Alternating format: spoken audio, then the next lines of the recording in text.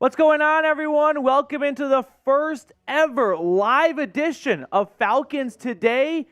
Really credit to everyone watching right now. We were able to secure enough subscribers to get A, studio space to do a live show, and B, a producer to click the buttons. Otherwise, I'm just talking to a camera that's going nowhere. But we're going to run through the latest Falcons news and rumors surrounding the quarterback position now that they have the head coach done. And then I figured we would run through my first Falcons mock draft for 2024, see who Terry Fontenot and Raheem Morris could select with that 8th overall draft pick yet again. But first, we're going to let the audience build up a little bit. Let everyone click on the notification, find their seats, get nice and comfy. Shout out your city for me in the chat. It's our first ever live show, so it's honestly a great way for me to get to know the audience a little bit better. And let me know where you are tuning in from by shouting out your city. Let's get in the chat right now. I've got Minneapolis in the house. I've got Epic watching from Atlanta. Derek's in Charleston, South Carolina. Charleston, South Carolina, in my humble opinion, is one of America's best kept secrets. The Holy City is an incredible place. Always love my trips to South Carolina and Charleston. Michael is watching from Memphis, Tennessee. Michael, favorite barbecue spot in Memphis? Gonna toss that your direction. Let me know. Is it Central Barbecue? I've got Atlanta. I've got Illinois. Elijah is in Alaska. That is definitely the coldest Falcons fan right now. Macon, Courts in Buenos Aires. I've got College Park, baby. I've got Columbia, Chattanooga. We've got Tennessee in the house. Let me know where you are tuning in from. Robert, can I get a Go Falcons? Go Falcons, dude. I've got the United Kingdom here. York, South Carolina. Fort Bliss, Texas, just outside Atlanta. I've got Valdosta, Georgia. Let me know. Lawrenceville, Phoenix City, Alabama, Buffalo, Flowery Branch. I've got someone with boots on the ground. River, just hanging out with Terry. I think that could be Terry Fontenot's burner. I think we know Terry Fontenot is in the chat. Going to declare that right now. Now we got to find out which one's Arthur Blank. James is in Marietta, South Korea, Tampa, Florida. Keep getting those cities in the chat right now as the audience builds up here. We're about to jump into a live Falcons Today and talk about Russell Wilson coming to Atlanta potentially. We'll run through my mock draft. And then at the end of the show, we've got a live Q&A. So an opportunity for you all watching right now to get on screen, get your question or your take heard, and I'll give you my opinion on it. But while you are all shouting out your city in the chat, give me 60 seconds to tell you all about our terrific sponsor today, which is Prize Picks. The big game is right around the corner, and with Prize Picks, you can stay extra locked in on the Super Bowl, or my favorite feature about Prize Picks is how many awesome deals they have going on all the time. I'm going to make a bold statement right now and think Patrick Mahomes might throw for a couple of passing yards. And with Prize Picks, you can take the more on half a passing yard from Mr. Mahomes. I also like the more on Isaiah Pacheco at half a rushing or receiving touchdown. And finally, I like the more on Brock Purdy's passing yards at 248.5. Now, if you're like, Petey, what the heck are you talking about? Prize Picks is super simple and user-friendly. You just select 2 to 6 players and then choose more or less on their projected stats like you see on screen right now. So get started with Prize Picks today when you go to prizepicks.com/CLNS and use code CLNS for a first-time deposit match up to $100. I've put that link in the comments and description of today's video. Prize Picks, daily fantasy sports made easy. Now let's switch gears a little bit here and let's talk about what I deem as Plan D for Atlanta. Russell Wilson. Would you sign, baby burp, would you sign Russell Wilson to some level of contract? Just ignore the money for a moment. Are you interested in Russell Wilson coming to the Falcons? Just surface level. You in or you out? I'm seeing a lot of no's. I'm seeing a lot of outs. And I understand that Russell Wilson's stock has probably never been lower. I will play devil's advocate for a moment, and let's just circle of truth for a moment. If Russell Wilson played for the Atlanta Falcons in 2023, they probably host a playoff game. They don't lose to the Carolina Panthers, and they take care of business at home against either the Bucs or the Vikings, and they could have been the team that defeated the Philadelphia Eagles, and how different of a conversation we would be having right now if they had just slightly better quarterback play. And Russell Wilson would have provided that. But I also understand that you're not going to get jazzed up for 2024 if Russell Wilson runs out of the tunnel. And I don't blame you for that. I'm not either. But sometimes you have to make the best of what you have to work with. And Russell Wilson may be your best option if plan A, plan B, and plan C all fall through. We have to at least acknowledge that. That's all I'm saying. Now, I do want to ask an unrelated question to the Atlanta Falcons. Who do you got? 49ers or Chiefs? Can Shanahan finally win a Super Bowl? Can he finally kind of get over that hump? Will he call a pass play on 3rd and 3 at the opposing 30-yard line, and Brock Purdy takes an 11-yard sack, and they can't kick a field goal?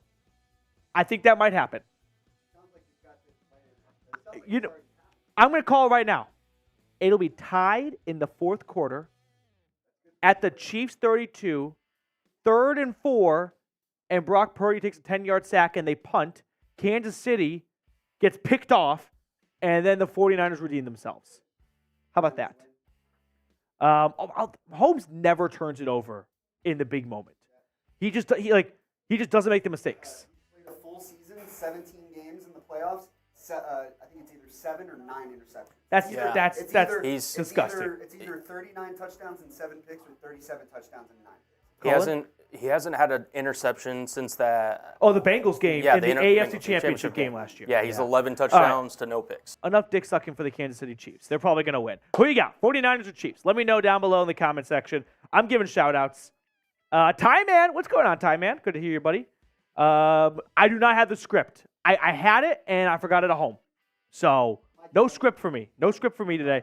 Ty Man says the 49ers. I think the 49ers. I do think I've actually bet against the Chiefs every single playoff game. I thought the Dolphins would surprise them because everyone's like, it's so cold. Like, it's cold for everyone. It's not like the Miami guys are extra cold, but no. And then I thought Josh Allen and the Bills would get it done. I thought they would exercise their demons. No. And then I thought the Ravens at home would get it done. No. So what do I know? I got KC in the chat. I got Shockwave saying 49ers. By the way, 213 people tuned in already, making for a very successful launch party for Falcons today, but only 36 likes. If we want to make this a tradition, a routine, I need more viewers. And hey, I can't control that, but what I can control is asking you guys to like the video, and that way YouTube tells Falcons fans to come on in the chat. And just like that, we got our first super chat of the day rolling in. Heyo! Let's go! First super chat of the day. Let's throw it on screen, and then we'll get into the meat and potatoes of today's show. We also have a brand new member of the Chat Sports team producing today, so everyone get up for Mr. Cullen Brown, pushing the buttons today, doing a marvelous job. Soldier First Class. Honestly, sign Russ to a vet minimum. Broncos eat his contract. We save a lot of money in case Russ is a flop. I agree. Again, that's not my first choice. My first choice would be Jayden Daniels falls to Atlanta at pick 8. That is dream scenario. If you can't get that to happen because you catch wind that he's going to go number 3 to the Patriots, now we got to start focusing on plan B, which may be a trade for Justin Fields. And I know the room is split on that. But if Justin Fields gets traded to the Raiders, now we're looking at plan C, plan D. Plan C might be sign Baker Mayfield or Kirk Cousins. But what if they return to their previous teams? Now we're at plan D, which is the other free agent QBs or another guy from the draft. Russell Wilson for a minimum sounds pretty enticing to me. Not going to lie to you guys. Rusty Moore with a $5 super chat. Soldier, thank you very much for supporting the channel. Rusty, trade for Fields and Odunze at 8. No reason not to score 30 points per game. I think Rusty Moore is going to be a big fan of today's mock draft. Rusty might have gotten the script of what we're doing today. Not quite to a T, but Rusty, I'm drinking what you're drinking. I do think that could be a very, very fun recipe for success. Adam Bijan, Drake London. That's going to be a really good Falcons offense. And they get to play the Panthers defense twice a year. Bucs defense is not too bad, but it's not like something you write home about. The Saints, I don't know if they can really keep it together for another season. That's 6 games. They can get skull fucked by Justin Fields.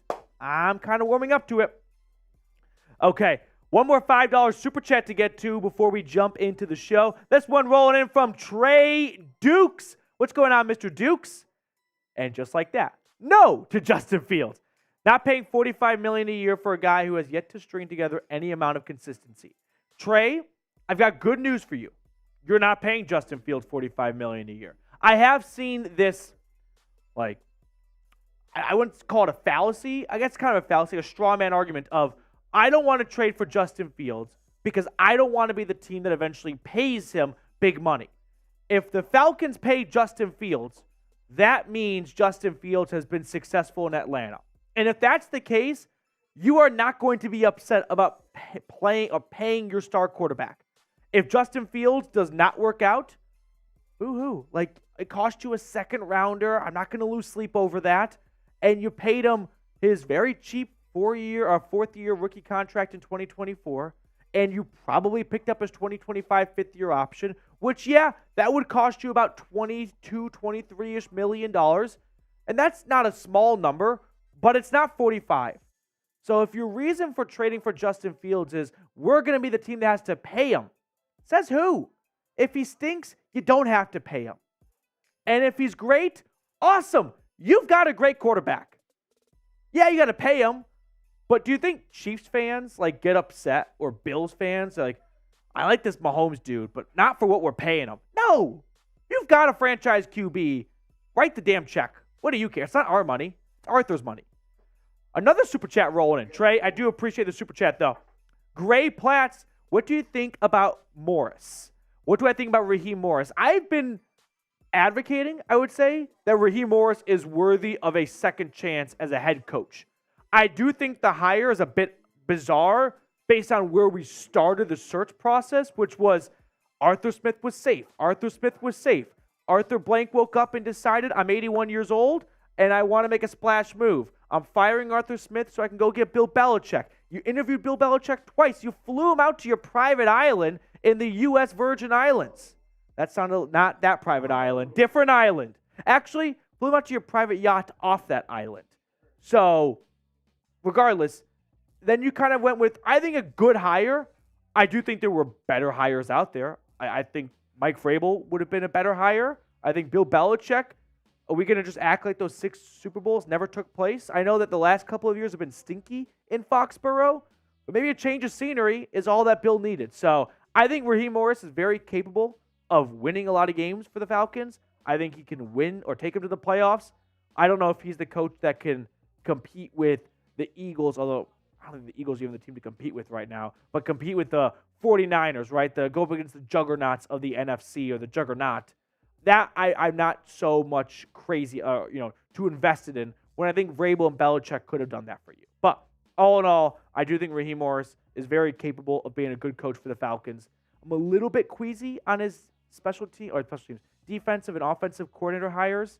Like Jimmy Lake has 1 year of NFL experience. Zach Robinson has no play calling experience. I just think that I'm okay with Zach Robinson as an OC, but maybe that's an OC in a system where it's a long-time head coach and it's a long-time DC. He's got people to kind of lean on a little bit. He's got no one really to lean on. That's why I'm a little bit uneasy. Dennis Allen. Sign me, please. Hard no. Hard no. Every day that Dennis Allen wakes up in New Orleans is a dream come true for him that he has not been fired yet. Hard pass on Mr. Dennis Allen. Okay. Are we ready to jump into a live show? 303 people tuned in, 72 likes. Let's get ourselves to 80 likes. 8 likes away. Hit that thumbs up button if you have not already, because here's what we got coming up on today's show. We have the latest news and rumors, a 7-round mock draft, and then a mailbag. So if you want to be on screen, if you have a question you want to ask, you can super chat like everyone else has done already, and you guarantee a spot on screen for the mailbag. Or you can use hashtag Falcons somewhere in the chat, and that way our software can pull it and put it on screen for everyone at home to see. Okay, Gray, let me hit this super chat after this first segment. I'm not going to forget about you. Don't worry. I'm just going to hit pause on your super chat, and I'll put it on screen and answer it in 10 to 15 minutes or so. That sound good? All right, are we ready to jump into a live show? Okay. Here we go. We got the new guy today. Cullen Brown. He's doing a great job, but he looks a little bit green right now. Don't worry. You're going to do great. He's going to do great. Everyone spam Cullen in the chat. Spam Cullen in the chat. It's just the green screen. Yeah, crazy. Ready? It is not red behind me. We have a green screen. Everyone spam Cullen in the chat. He's going to do great. Okay. Let's jump into Taylor's here. Let's go, Taylor. Appreciate you. We're going to get to your super chat in just a few minutes. Are we ready? Here we go. Let's jump into a live Falcons Today right now.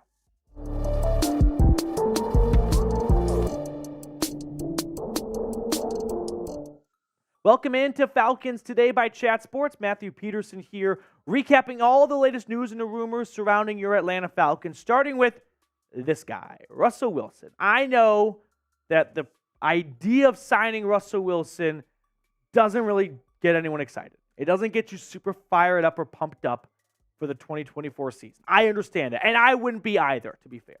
But we do need to have a conversation about the possibility of Russell Wilson quarterbacking this team. So let's start to unpack this. ESPN recently came out with an article where they had a bunch of their beat reporters play GM for their team. And the ESPN beat reporter for the Falcons, Michael Rothstein, he included Atlanta as a destination for Russell Wilson when he eventually gets cut by the Broncos, because there's no way Denver brings him back after benching him the last 2 weeks of the season. That would just be way too toxic of an environment in the locker room. Denver's ready to move on. I don't see how they can repair that marriage. It's a divorce, and it's finalized. Now, as for the Atlanta Falcons as a destination when Russell Wilson gets released, there has been a lot of smoke about the Falcons being a Wilson destination.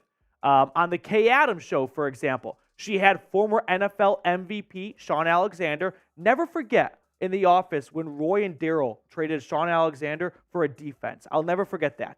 But Shaun Alexander on the Kay Adams show said there are some rumblings about the Denver QB Russell Wilson heading south to Atlanta. In that clip, Shaun Alexander said, I've heard that the Falcons could be a destination for Russell Wilson. So this is the contract that ESPN cooked up for Russell Wilson going to the Falcons. 3 years, $36 million. That's an average of $12 million a season, $20 million guaranteed, and Rothstein also included a bunch of incentives. But this is the core of that contract. I'll tell you right now, no. N-O. Nope. Not interested in anything that is not a one-year deal. I am only interested in signing Russell Wilson for a 1-year vet minimum deal. Not because he's worth that. I think he's probably worth a little bit more. If you watched the NFL this season, there was a lot of bad quarterback play. Go look at the New York Jets. They're a prime example. However,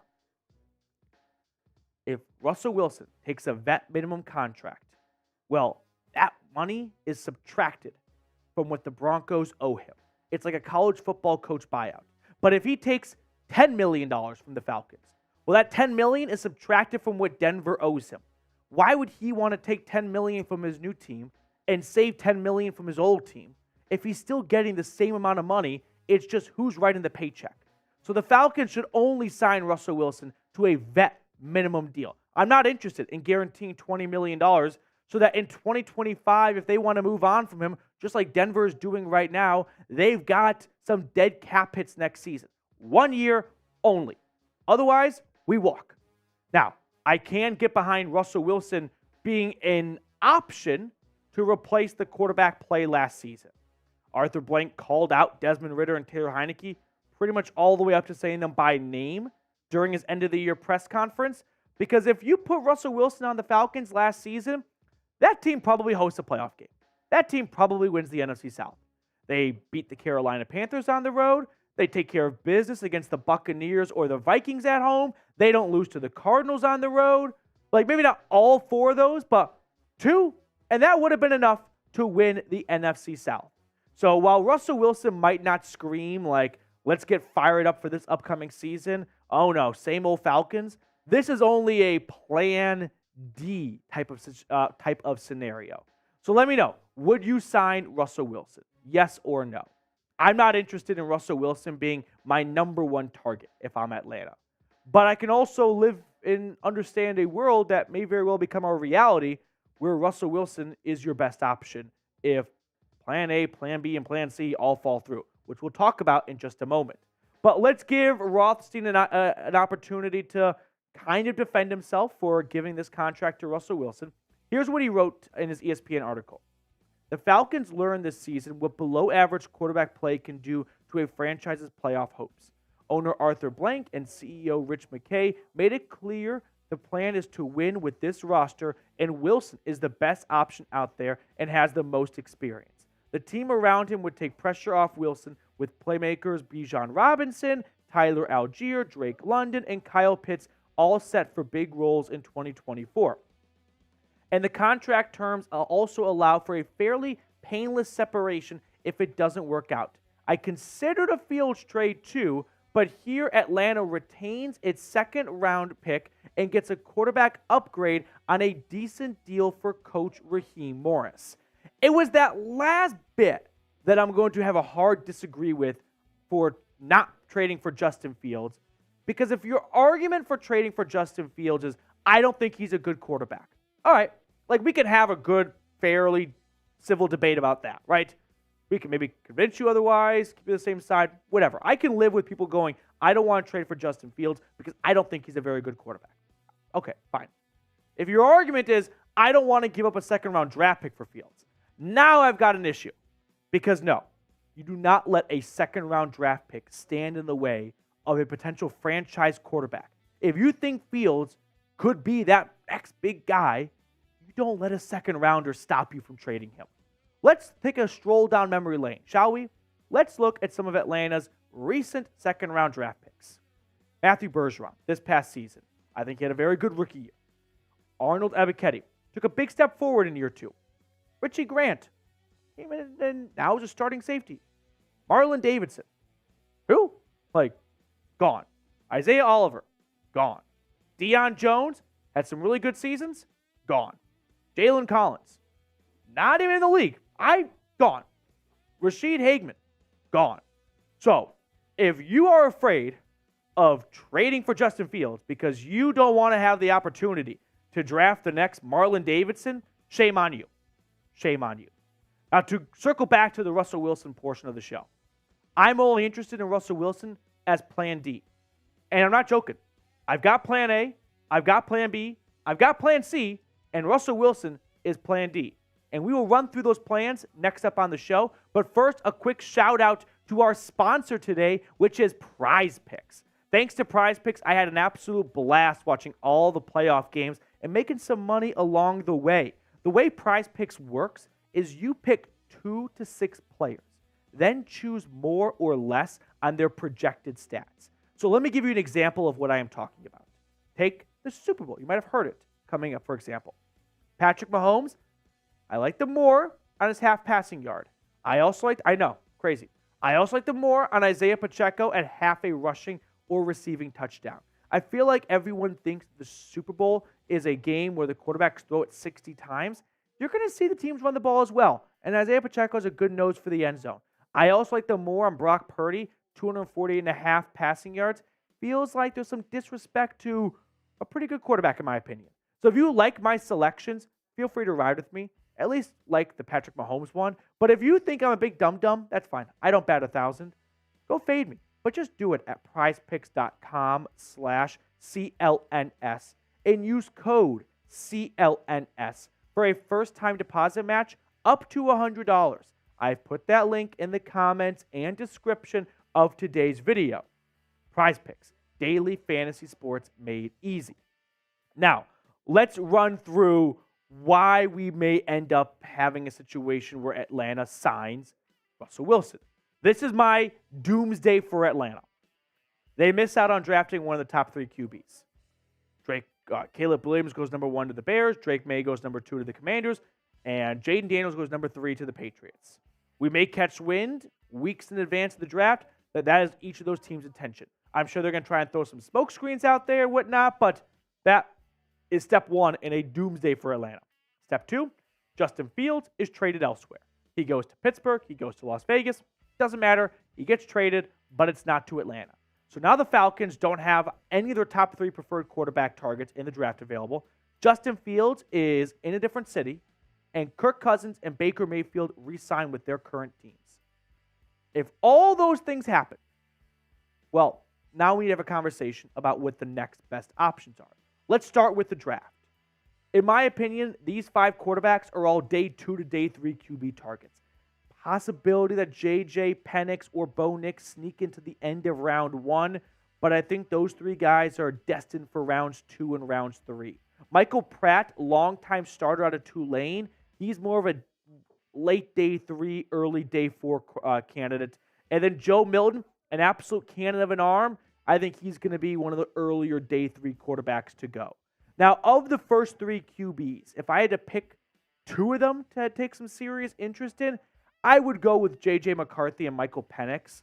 I used to be a decent J.J. McCarthy hater, and I don't think I've changed too much, but I can recognize that when you're in an offense that's got Blake Corum and Donovan Edwards and a bunch of all-conference offensive linemen in front of you, yeah, they might not ask you to throw the ball a ton, and so that might mean that you don't get an opportunity to showcase your skill set as much. But I think during the Combine and the Pro Day, we'll have a much better idea as to who J.J. McCarthy is as a quarterback. And as for Michael Penix, I have seen everything I need to see. I think he is an outstanding quarterback. I need to make sure that he can stay healthy in the NFL. 2 ACL injuries, 2 shoulder injuries in college, that scares the bejesus out of me. But if the medicals come back clean, I mean, Taysom Hill suffered a whole bunch of injuries early in his collegiate career, ended up working out okay for him. There are lots of great players. Nick Chubb suffered a horrible knee injury at Georgia. He ended up having a pretty good NFL career and still going right now. So it's not the end of the world, but it is definitely something to do your homework on. Now, let's talk about free agent QBs. Let's say Atlanta does their homework on those quarterbacks, and they don't think any of them are starting caliber guys. Well, I believe Russell Wilson will be released by the Broncos. So when that happens, he joins Gardner Minshew, Jacoby Brissett, Sam Darnold, and Jameis Winston among some notable free agent quarterbacks. Of those 5 guys, I think Russell Wilson is probably your best option. I feel like Gardner Minshew is lightning in a bottle where he caught it in Indianapolis, but I think he might be the next Nick Foles where it only works in Indianapolis. Like, Nick Foles was only good in Philadelphia, okay? I don't know why, it's just a weird gut feeling. Jameis is fun, but I don't think he's serious. At least, also, I don't think Atlanta will be interested in bringing Jameis over after Week 18.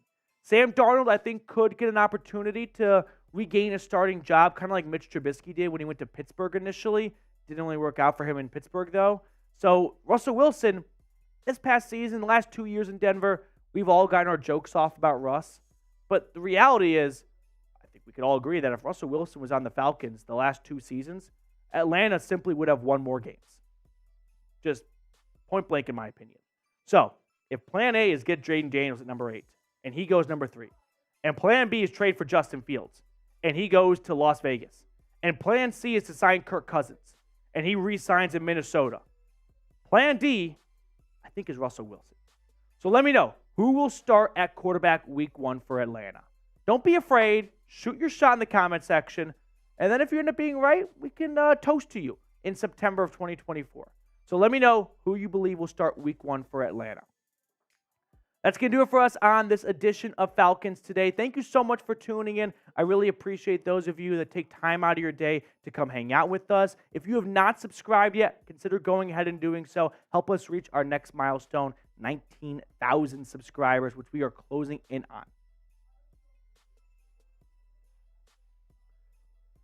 Who's going to start Week 1? Ooh, Robert going with Trey Lance. That's spicy. Had not really thought much about it. I didn't like Trey Lance coming out of college. I do think that, yes, we can all drool over arm talent and speed, but I got to see game tape. I got to see it materialize on the field. Otherwise, you get another Zach Wilson. Great arm, but doesn't matter if you can't read a defense or make good decisions. Okay. Jayden Daniels from Red Stallions Forever. That's an elite name. Jayden Daniels from Court. Justin Fields from Gray Plays. Big Lenny Fields from Archangel. Archangel, one of the MVPs of the channel with his Noti Gang experience. I like Michael Penix. I do. I just got to be told the knee's okay. All the doctors looked at it, and it's okay. Once I'm told that, I will be beating the drum of Michael Penix round 2, depending on what other decisions are made at quarterback. Okay. Let's see. I believe it'll be Penix. Cam going with Drake May. That'd be pretty dope. Here's the issue with getting a Caleb Williams or Drake May, like one of those two guys that we know is going to go 1 and 2. It's not even so much about putting together a good trade package to move up. Atlanta's got plenty of assets. They've got all their picks. They can make that happen. Are the Bears or the Commanders going to be interested in trading down? Like last year, Chicago was interested in trading down from day one. They had Justin Fields. I don't know if that's the same story this year. Same goes for Washington. Do they want to stick with Sam Howell? Or do they want to get his old backup, Drake May? Pretty crazy. That's got to be weird for Sam Howell. Because they're going to keep Sam Howell in Washington too. Imagine being Sam Howell and they draft your old college backup to replace you. That's got to be uncomfortable. We do have some super chats to catch up on before we get into our next segment. Gray Plays, what's going on, dude? What do you think the Falcons doing with Ridder? I think they're going to keep Desmond Ridder to be their backup. Like if Zach Wilson could stay in New York to back up Aaron Rodgers, Atlanta has learned, or hopefully learned from the rest of the league this year, that it is really important to have a good backup quarterback. And I think Desmond Ridder does have a career in this league as a backup quarterback. So I think Ridder is going to stay in Atlanta as a backup because you got to have a good backup plan in case your starter goes down. And I think Ridder is a backup that can hold you over for a couple of weeks if needed. Taylor, good to see you, my man. Hope you're doing well. We ain't no Panthers. Go balls deep and trade up for Daniels if he drops. If not, I'd take Russ or JF1. Let's run through if Jayden Daniels drops, because let's say the Patriots do their homework and they know they're not getting Caleb Williams or Drake May, and they come out of all their film review of Jayden Daniels and decide he's not our guy. Other people might like him. YouTubers might like him. We don't like him. If that happens, they would definitely be open to shopping the 3rd overall pick, knowing that other teams will like Jayden Daniels, and they could get a good haul for moving back. Or they may decide we want to stay at 3 because we want to get Marvin Harrison. So now you look to the next 2 teams. The Cardinals and the Chargers, they've got their quarterbacks. So Atlanta could jump from 8 to 4, 8 to 5. And you go from 8 to 4, 8 to 5, it's a decent chance you don't have to, you may have to give up a future first. It's very close.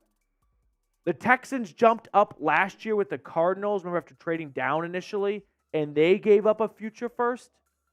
Might not be the case this year. So, regardless, it wouldn't cost you too much. So, Taylor, I could see a path, but I just think the Patriots are ultimately going to come back and like Jayden Daniels, because who wouldn't? Guy was awesome last year. Taylor, really appreciate your super chat, though. Are we all caught up on our super chats for the day? We're at 133 likes, by the way. We are going to jump into a mock draft next on the show. Before we do, 133 likes, let's get ourselves to 150.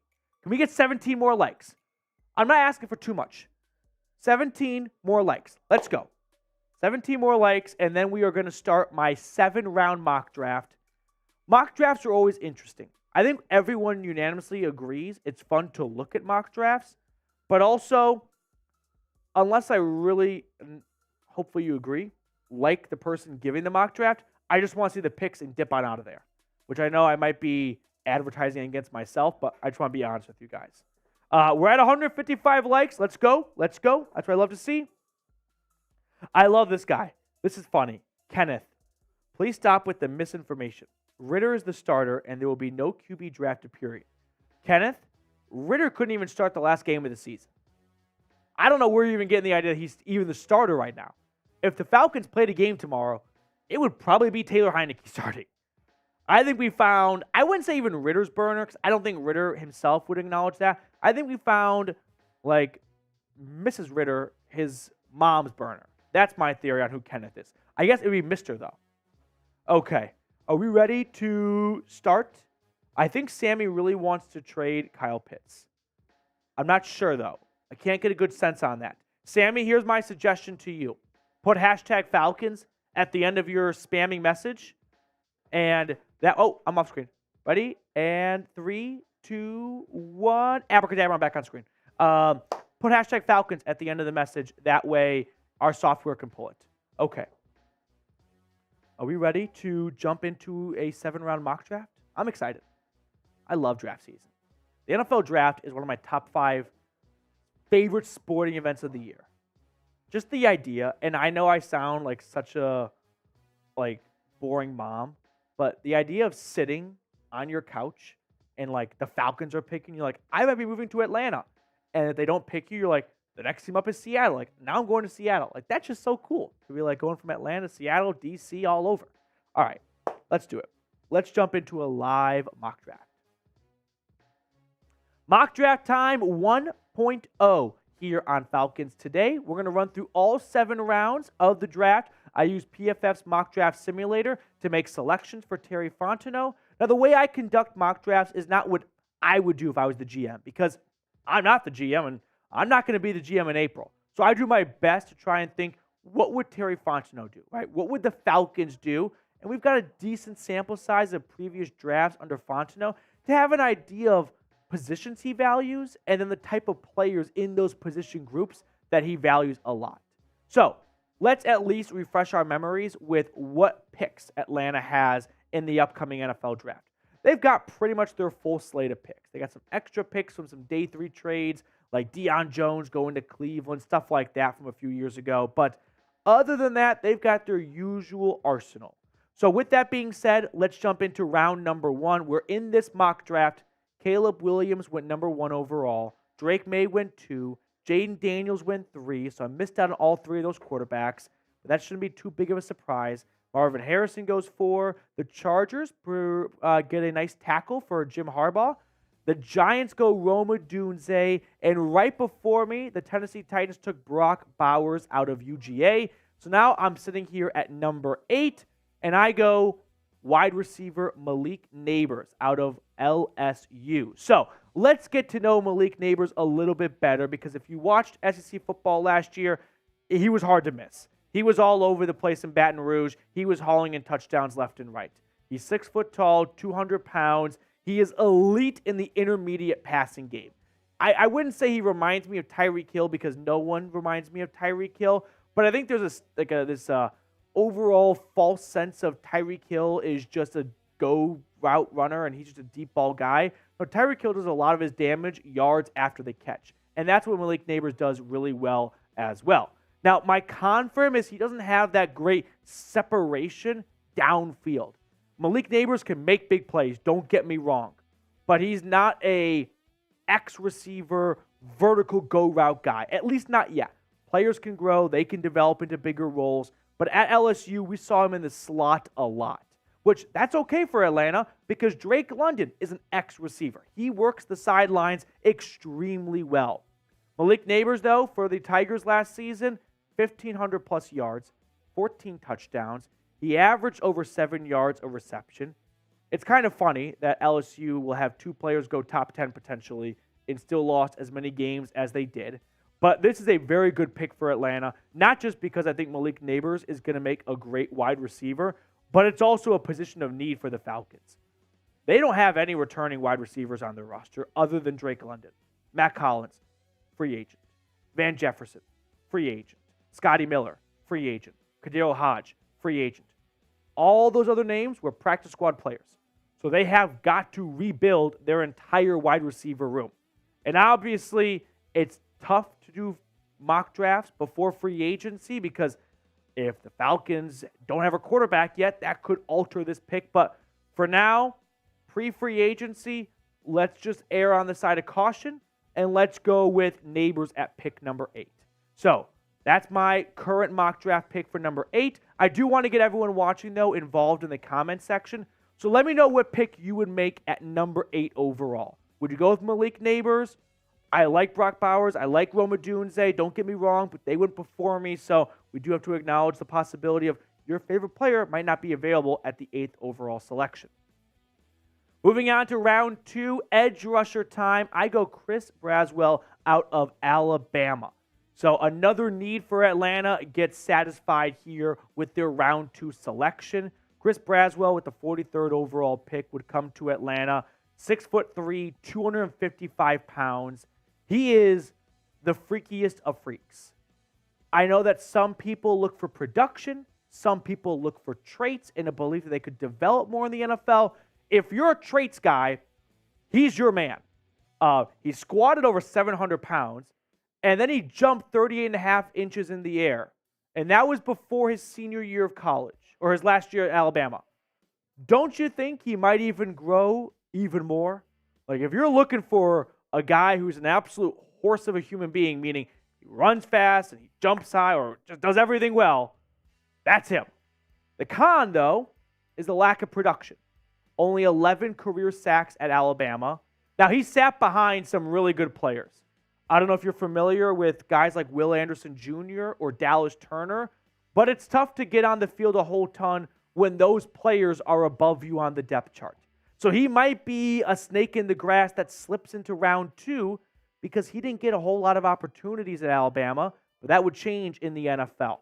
I think the Falcons' solution, though, I would say long term, but at least for the next couple of years, I think it lies in free agency. Overall, Atlanta just does not have a ton of success historically at developing edge rushers for one reason or another. And there are some really good edge rushers in free agency this year. So if they can get their paws on a Josh Allen or a Brian Burns or Danielle Hunter, I'm not opposed to signing one of those guys, and still drafting Braswell. But I don't think drafting Braswell is your solution to what's an ongoing problem in Atlanta, which is nothing going for the pass rushing spot beyond a season or two for a guy here or there. Now, before we get on to the rest of my mock draft, selfishly, I do ask you subscribe to the channel if you are not already. We're so close to 19,000 subscribers. This channel has caught fire over the last month and a half, 2 months almost at this point, and I want to keep that momentum going. So if you have not joined the channel yet, please go ahead and do so. My 3rd round selection, I'm going quarterback. I'm going quarterback Michael Pratt out of Tulane. Now, obviously, a lot can change between now and the draft. If they were to trade for Justin Fields, if they were to trade up, that would obviously alter this decision. But I think even if the Falcons do trade for Fields, or they do sign like a Kirk Cousins, for example, I still think it's worth drafting a quarterback in that round 3 to round 4 territory. Why? Because quarterback is the most valuable position in all of sports. If it doesn't work out, con, you didn't use a 3rd round pick very well. Pro, you have your next franchise QB. I think the reward is worth the risk. And Michael Pratt, some background on him. He's 6'3", 220 pounds. He was a 4-year starter at Tulane, so he's got loads of experience, and I like that in him, right? I'm not trying to find the next Brock Purdy. That's not easy to do, but I think something that we're seeing pay off for Brock Purdy right now for the 49ers is he played a lot of football at Ames. And Michael Pratt would come in playing a lot of football in New Orleans, and he knows how to read a pocket, how to read a defense. Things that young quarterbacks struggle to do if they're only the starter for a year, maybe 2 in college, whereas Pratt would have a lot of experience. So worst case scenario, if you draft Michael Pratt and it doesn't work out, you did not use a 3rd round pick all that well. Boo-hoo. Go look at previous 3rd round picks for the Falcons and let me know how many of them developed into players that got second contracts. You could get a star quarterback maybe, a starting quarterback maybe, or you could save that 3rd rounder, maybe draft another Jalen Mayfield. I think it's worth the risk. Some more numbers and infos on Pratt, though. Like I said, 4-year guy at Tulane, so he knows how to command a huddle. He knows how to run an offense. He knows how to play the position. Like, there's a lot of guys that come into the NFL that don't have a lot of starting experience, and you get products like Trey Lance and Mitch Trubisky that just fizzle out really before they even get underway. Now, before we get on to the rest of my mock draft today, I do want to share a really cool deal going on with our friends over at Fanatics. You can get this Falcons t-shirt and hat combination on sale when you go to chatsports.com/ATL combo. Hats are somewhat egregiously expensive. So if you want to get a t-shirt and hat together on sale, use our link. I put that link in the comments and description of today's video. With my 4th round pick for the Falcons, I went offensive tackle, Dominic Petey out of Kansas. So why go offensive tackle? Atlanta's got starting tackles. Well, I'll tell you why. Because Dominic Petey is 6'5", 320 pounds. He was a first-team All-Big 12 player this past season for the Jayhawks. He also excels in run blocking, which is something the Falcons love to do. And with Bijan Robinson, couldn't hurt to have an extra offensive lineman out there, even if it's just a jumbo package to move some bodies around. But the main reason I'm drafting Dominic Petey is not to be a starter, but the Falcons need a new swing tackle. They need a new 6-man kind of guy. Because when you look at Atlanta's depth chart on the offensive line, Jake Matthews and Caleb McGarry are hopefully going to be here for a few more seasons at least. But behind them, they don't have a clear backup tackle. So using a 4th round pick on a starting caliber tackle in my eyes is a very good selection. If an injury pops up, it's not SOL, the whole ship's going down because you didn't plan for it. I know drafting backups isn't the most exciting use of a draft pick, but I'm telling you guys, in the NFL, you've got to be too deep if you want to be serious. Finally, round number 5, I go wide receiver Isaiah Williams out of Illinois. So, like I mentioned earlier, Atlanta only has Drake London returning under contract. And even taking Malik Nabers, we're up to 2 wide receivers. Signed 2 guys, we're at 4. We still have some more bodies to add. So I go back to the wide receiver pond, and I take Williams from Urbana-Champaign. He's 5'10", 185 pounds. He led the Big Ten in receptions this past season. Keep in mind, there were a lot of really good wide receivers in the Big Ten this year, like, I don't know, Marvin Harrison Jr. comes to mind, but played 5 seasons at Illinois, so he's got lots of experience, and he is a money over the middle of the field kind of guy. You've got Drake London for the perimeter. You got Malik Nabers, who does a lot of everything really, really well. Isaiah Williams could be an awesome type of slot receiver over the middle. He's got incredible speed. He doesn't have great hands necessarily to win 50-50 balls, but if we're trying to add some new wrinkles to this wide receiver room, I think Williams could be an excellent candidate to bring a new flavor to the wide receiver department. Last season for the Illini, 82 grabs, over 1,000 yards, 5 touchdowns. Show of hands, does anyone think Illinois has many good quarterbacks in recent history? Like Tommy DeVito is the best one they've had, like, ever. Maybe Isaiah Williams, with some real NFL talent throwing him the football, could have even better numbers. I like this pick a lot in round number 5. To round out the mock draft, we have 3 more selections. In round 6, we'll kind of speed through these bad boys here. I went tight end Raheem Bell, out of Florida State. Why did I go tight end at that selection? Well, similar to my wide receiver picks and even my offensive tackle selection, the Falcons are a little short-handed at the tight end room. I could see them moving on from Jonnu Smith. There's a lot of cap savings to be had there. And after that, you don't have a ton of confidence that Kyle Pitts is going to be here long-term. And while Bell isn't my potential Kyle Pitts replacement, you overall just need to add another tight end. So I took Bell out of Florida State. 39 grabs this past season, 503 yards, 2 touchdowns. It's really tough to find good tight ends in the draft these days. So in round 6, I understand that I'm probably not going to get a surefire thing, but it's worth taking a chance. My next round 6 selection via trade with Deion Jones and the Cleveland Browns, I'm going to go Myles Murphy. Not the one from last year, but another ACC Myles Murphy. This one coming out of UNC. Now, why do I go defensive tackle at this spot? At this point in the draft, I am trying to fill out my roster. And whether that means finding replacements for 2024 or finding replacements for 2025, if I look at Atlanta's defensive line, Calais Campbell is a free agent. A lot of your backups are free agent. Gaziano, Street, Huggins. So if you need to rebuild in the trenches, how about take a look at Myles Murphy, who last season for the Tar Heels had 24 tackles, 4.5 tackles for loss, 1 sack. I'm not trying to sell anyone on Myles Murphy being the next dominant defensive lineman for Atlanta, but it's always a good idea to invest in the trenches and win at the line of scrimmage, and having some extra depth at that spot will surely help if injuries pop up. With my 7th or 8th final selection in round number 7, I go cornerback out of Louisiana Tech, Willie Roberts. If I'm looking back at my own mock draft here, I probably wish I go cornerback earlier because I'm not drafting Willie Roberts to be a starter for this team. But Atlanta currently is missing a starting cornerback because Jeff Okudah is a free agent this offseason. So they're going to have to fill that void either through free agency or the draft. And in this mock draft, I ultimately left it up to free agency for the Falcons to sign their next starting cornerback, whether that's bringing back Jeff Okudah, maybe promoting Clark Phillips, or looking to free agency.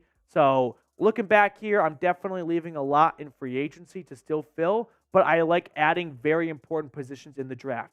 And important positions are corner and edge. You got to get to the quarterback and you got to stop the quarterback. And you don't want to be one injury away from not being able to do either of those things. So grade my mock draft for me. A, B, C, D, or F. I love these grades because people get so worked up. And in reality, it's February right now. We don't even know who's going in what round positively.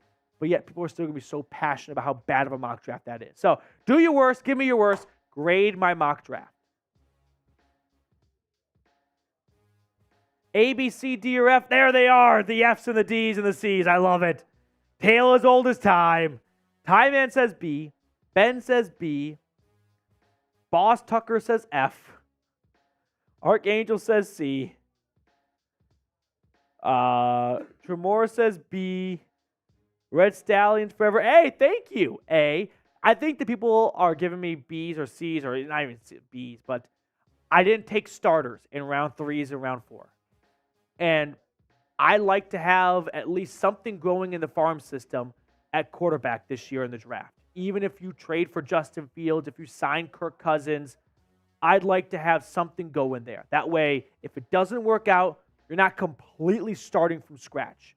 I also think Atlanta needs to find a new swing tackle.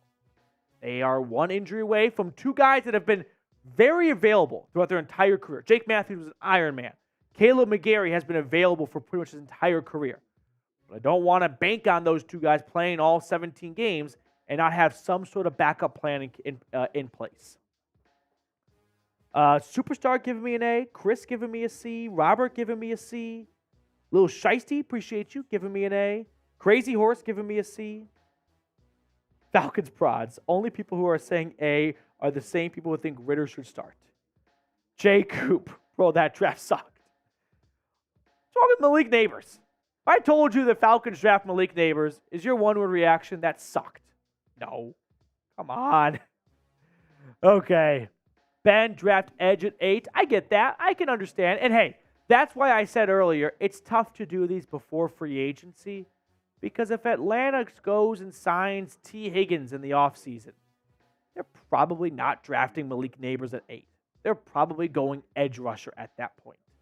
But for now, I'm just going to go with the best player available kind of approach. Okay. Are we ready to jump into our final segment? Mailbag time. Mailbag time, baby. Get those questions in. Hashtag Falcons or Super Chat. Are we all caught up? I think, yeah, we are all caught up on Super Chats.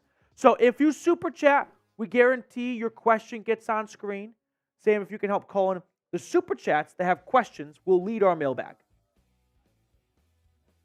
Okay. Okay. We may have them on screen. Sometimes technology does not play fair with us. We're going to do our best. I'm sorry, everyone. Okay. So if you Super Chat a question, if you Super Chat a question, we'll get that on screen to begin the mailbag towards the beginning stages. If you just Super Chat, Super Chat and show your thanks, we'll include that at the end of the mailbag. Okay. I'm not too fond of taking Michael Penix at number 8. That seems like a bit of a reach. Every year, there's a quarterback that gets built up to be a first-round guy. Last year, it was Will Levis. The year before that, it was Malik Willis. Remember that? Doesn't happen. I don't know who that quarterback is just yet. I think it might be J.J. McCarthy. I think of the next big three, like you have Williams, May, and Daniels in their own tier, kind of. And then you've got Bo Nix, J.J. McCarthy, and Michael Penix. Of that second tier, I think we might see J.J.'s value rise the most, and he might get flirted with round 1, but ultimately go round 2. Okay. Hashtag Falcons, though. If you do have a question you want to ask, and if you're unable to super chat, no harm, no foul. Just use hashtag Falcons somewhere in your question in the chat. That way our software can pull it. Okay. So use hashtag Falcons to get in our next mailbag. Over 300 people watching right now. 195 likes. Are we... Okay, not yet. Not yet. Waiting for the green light. Ben, do you think that with a new QB coach would help guys give up on Ritter?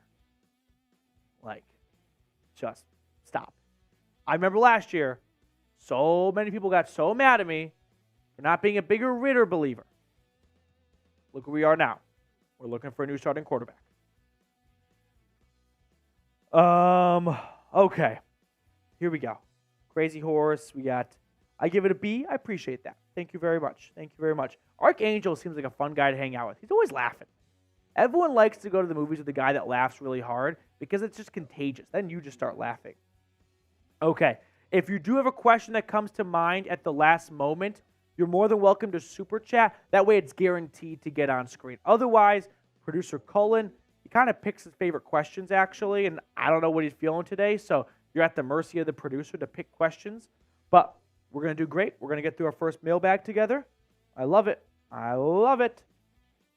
Here we go.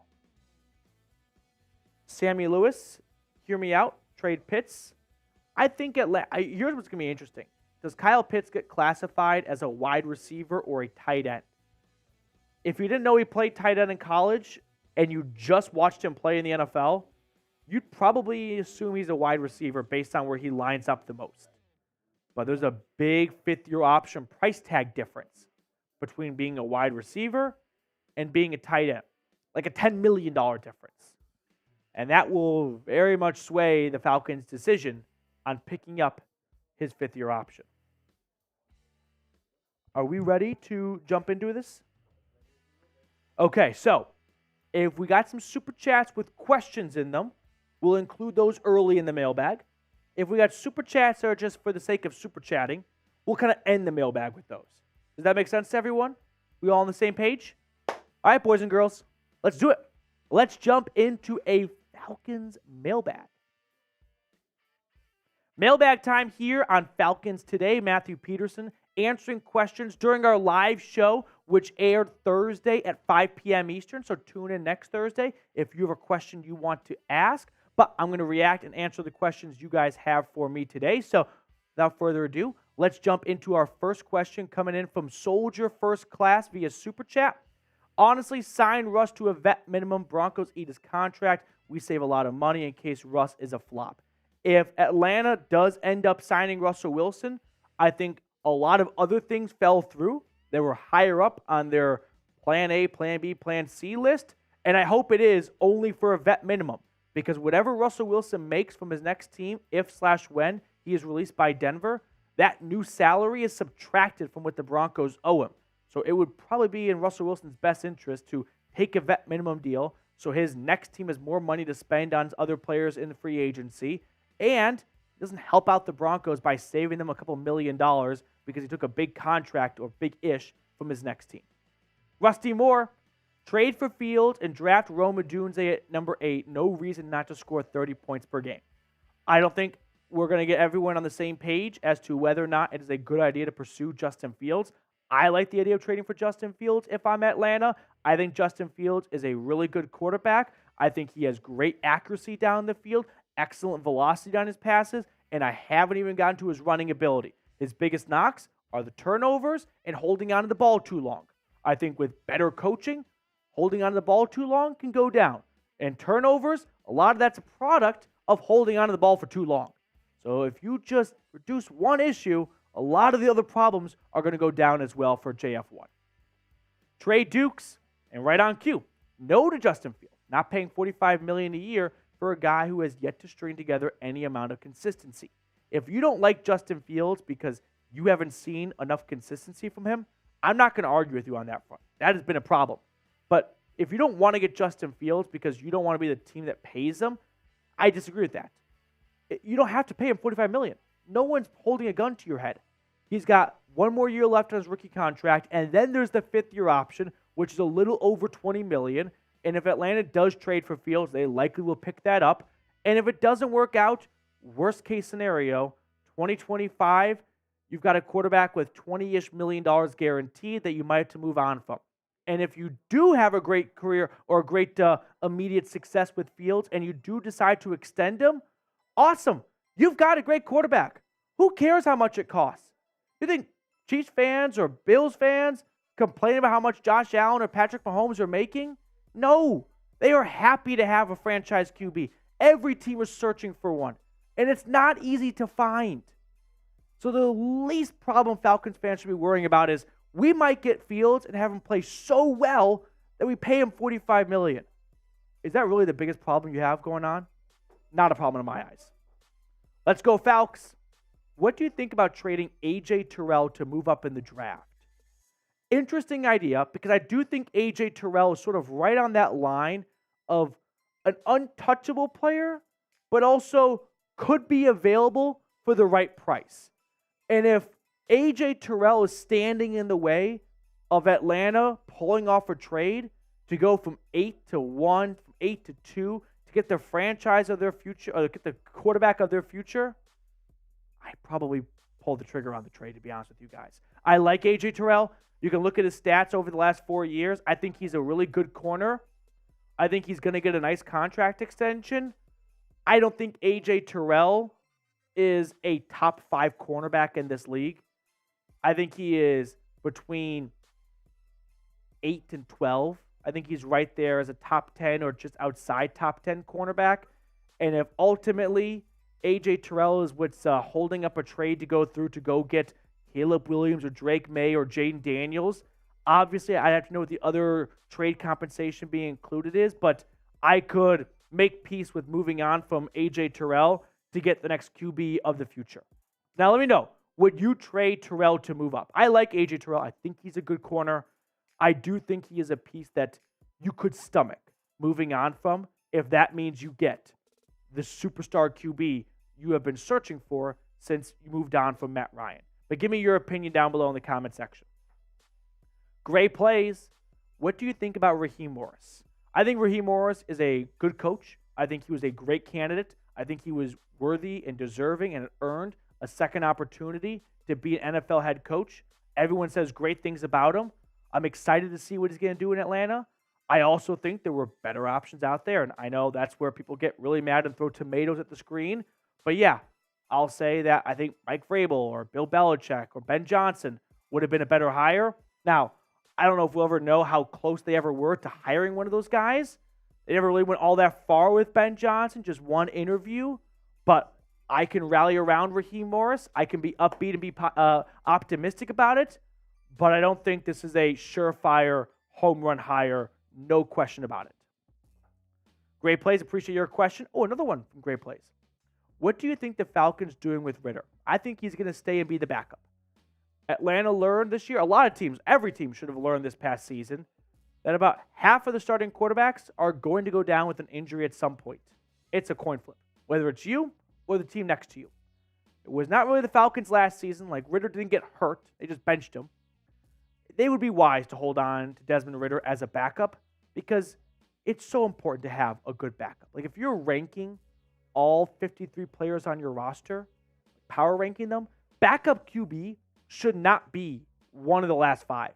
It should be, in my opinion, between 30 and 35. You want your 22 starters to be better than your backup QB, but it's not too much after that. You get your backup quarterback. And I think Ridder can be a very serviceable backup QB for the Falcons while he's still on a cheap rookie contract for the next 2 seasons. Taylor, we ain't no Panthers. go balls deep and trade up for Daniels if he drops. If not, I would take Justin Fields or Russell Wilson. I think number 1 is going to be Caleb Williams to Chicago. I think number 2 will be Drake May to the Commanders. I think Jayden Daniels goes number 3, but what if Gerard Mayo and the Patriots brass come out of their hibernation of doing all the film and research on Jayden Daniels and decide we don't like him? He's their Bo Callahan. We did our research. We have issues. We don't want to go with him at number 3. It's too valuable of a pick to just, on a whim, go quarterback. And so maybe in that scenario, they're open to trading back, or they go Marvin Harrison at number 3, and Atlanta picks up the phone, and they call the Cardinals. They call the Chargers, the Giants, all teams that have quarterbacks under big contracts, and try and jump up a couple of spots and get Jayden Daniels. But again, all of that is completely hanging on by a thread of the Patriots don't like Jayden Daniels. And I don't know if that's the case. Before we get on to the rest of the questions on today's mailbag, I do want to share with you guys a great deal going on at Prize Picks, our wonderful sponsor today. But first, let me explain Prize Picks to you. The way Prize Picks works, it is daily fantasy made easy. You pick 2 to 6 players. Easy. Choose more or less on their projected stats. Easier. And then, well, you land at this spot here, where you're taking the more on Patrick Mahomes' passing yards at 0.5, or the more on Isaiah Pacheco at 0.5 rushing and receiving touchdowns combined. I like the more on both of these bad boys here, especially the Mahomes one. I've got a pretty good feeling about him throwing for a couple of yards. And then I like the more on Brock Purdy at 248.5 passing yards. So if all 3 of these bad boys sit here, I'm rolling in some dough.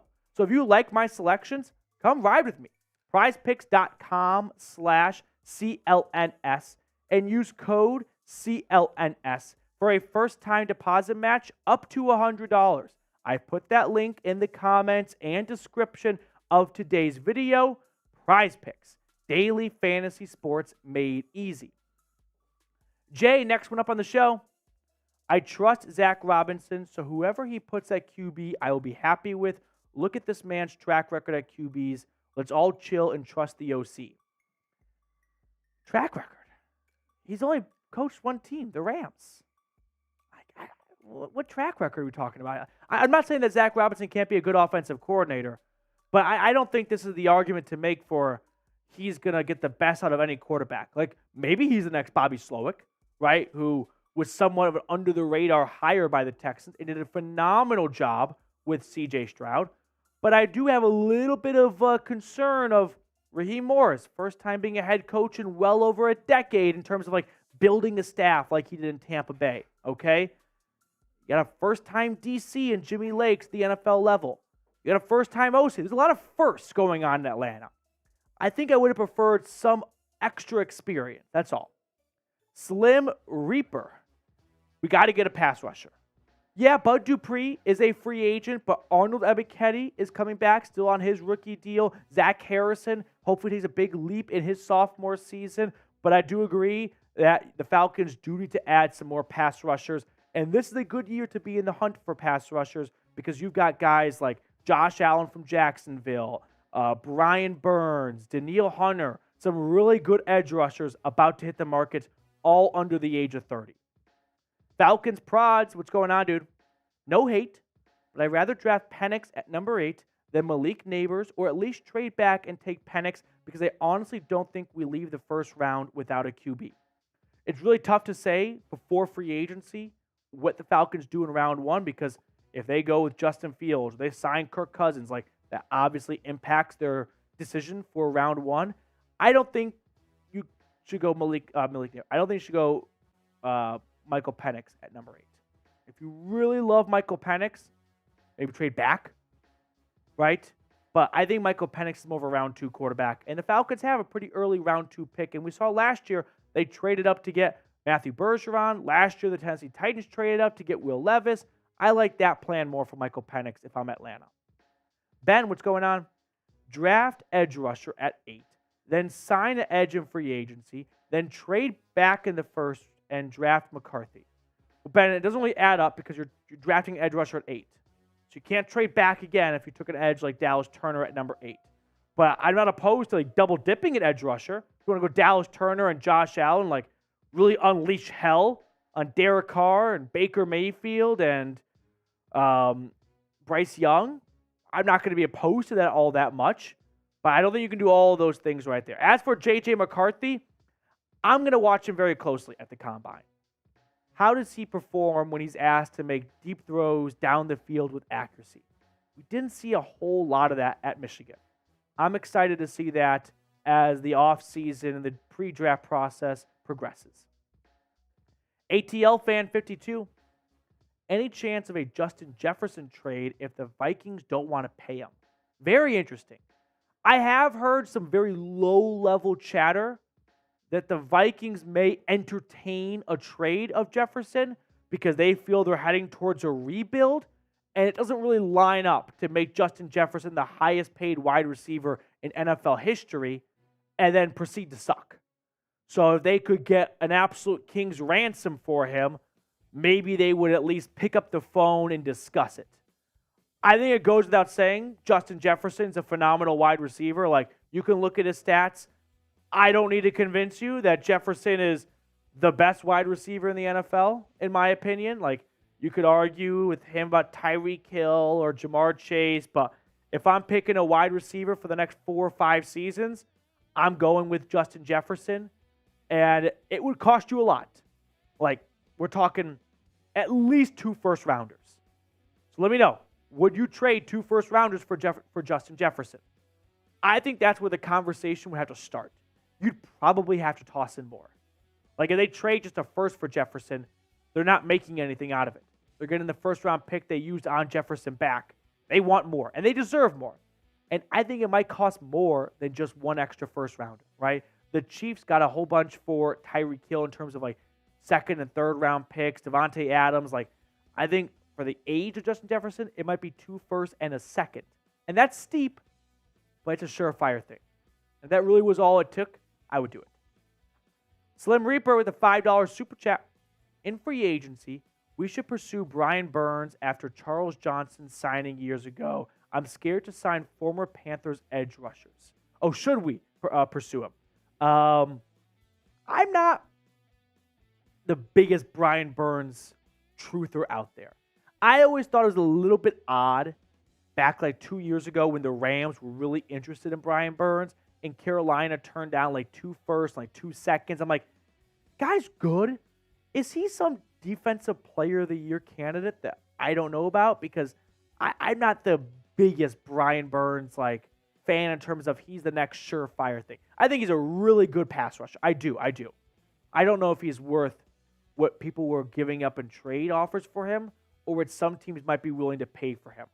I don't want to be the team that I think gives Brian Burns the biggest contract in free agency history for a defensive end. I'd probably let someone else take that gamble. Red Stallions forever. What's the most you are willing to give up for Fields? For me, I think it's 2 seconds or a second and a third, depending on the Ridley trade. If Calvin Ridley re-signs with the Jags, like Red Stallions mentions, Atlanta would have that trade escalate from a third-rounder to a second-rounder. So in that scenario, the most I would be willing to give up would be 2 second-rounders. So I could give up a 2024 and a 2025 second-round pick, or a 2024 and a 2025 third-rounder. Like, I don't want to give up a first, but 2 seconds or a second and a third, some of that type of combination, I can get behind. Now, that's going to do it for us on today's mailbag. Thank you so much for tuning in. I always appreciate those of you that take time out of your day to come hang out with us here at Falcons Today. We will sign off, and we will see you all later. Would you guys trade Justin Jefferson or trade for Justin Jefferson for 2 firsts? I would do that. Come on. If Justin Jefferson entered the draft today, he would go 3rd. Maybe 4th. So, yeah, give me 2 firsts. I'll send 2 firsts. He's better than whatever wide receiver you're going to use at number 8 this year, and he's better than whatever player you're going to get next year at whatever pick the Falcons have. Hopefully it's not a top 10 pick again. I would do that. Okay. Well, that's going to bring us to the end of our live show today. Thank you guys so much for tuning into the first ever edition of Falcons Today Live. I think it was a really big success. We had an awesome turnout, and hopefully this allows me to do more live shows every single Thursday. So knock on wood, but I plan on seeing all of your beautiful faces next week, this time 5 p.m. Eastern, 4 p.m. Central. And if the audience stays good and all that good stuff, I'm going to continue to get studio space and a producer to do more live content like this. So if you have not liked the video yet, please go ahead and do so. That way we can all go on our happy Thursday ways with some good YouTube mojo in the world for Falcons Today.